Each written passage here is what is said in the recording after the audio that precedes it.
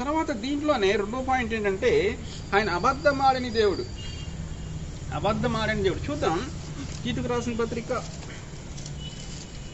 1వ అధ్యాయం 2వ వచనం. నా నిజమైన కుమారుడగు తీతుకు శుభమని చెప్పి రాయినది ఆ నిత్య జీవమును అబద్ధమాడనేరని దేవుడు అనాది కాలమందే వాగ్దానము చేసెను గాని ఇప్పుడు మన రక్షకుడైన దేవుని ఆజ్ఞ ప్రకారము నాకు అప్పగింపబడిన సువార్త ప్రకటన వలన తన వాక్యమును యుక్త కాలములందు బయలుపరచను. చాలు. ఇక్కడ ఏమన్నా అంటే పౌలు గారు రాస్తున్నాడు. ఎవరికి రాస్తున్నాడు? తీతుకు రాస్తున్నాడు. నా ప్రియ కుమారుడగు నా నిజమైన కుమారుడు తీతుకు శుభమని చెప్పు ఆయనది. ఏమన్నాడు? ఆ నిత్య జీవమును అబద్ధమాడనేరని దేవుడు అనాది కాలమందే వాగ్దానము చేసెను. అంటే ఏంటి? నిత్య జీవం అంటే ఏంటి? నిత్య జీవం అంటే నిత్య జీవం అంటే ఎప్పుడు జీవించే ఉంటాం. అంటే జీవించి ఉండాలి అంటే ఇప్పుడు మనం రక్షణ పొందుకోవాలి. ఇప్పుడు ఈ జీవితంలో మనం ఎప్పుడు జీవించి ఉండలేం. ఈ రక్త మాంసాలతో మనం ఎప్పుడు జీవించి ఉండలేం.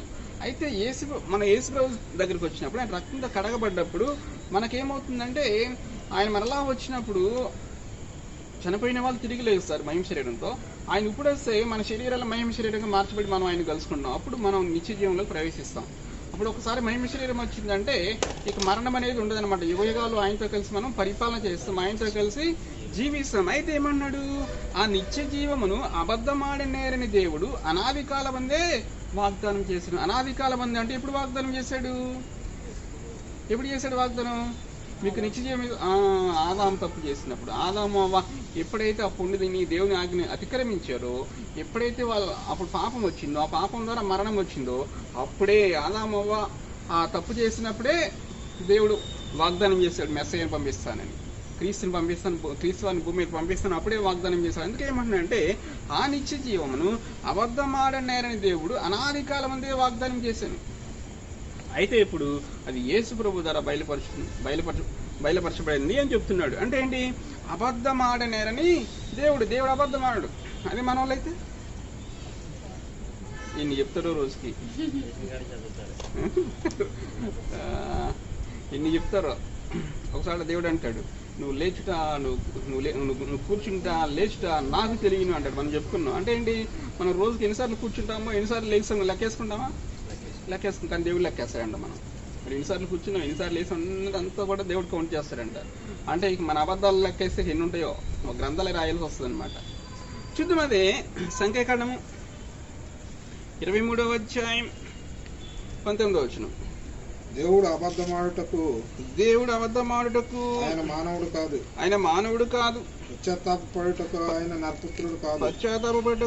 నరపుత్రుడు కాడు. ఆయన చెప్పి చేయకుండా ఆయన మాట ఇచ్చి స్థాపింపకుండునా. చాలు. ఇక్కడ ఏమన్నాడు? దేవుడు అబద్ధమాడుటకు ఆయన మానవుడు కాడు. అంటే అబద్ధాలు ఎవరు చెప్తారు? మానవులు చెప్తారు. అయితే ఇక్కడ దేవుడి గురించి ఏమంటే దేవుడు అబద్ధమాటకు ఆయన మానవుడు కాడు, పశ్చాత్తాపడుటకు ఆయన నరపుత్రుడు కాడు.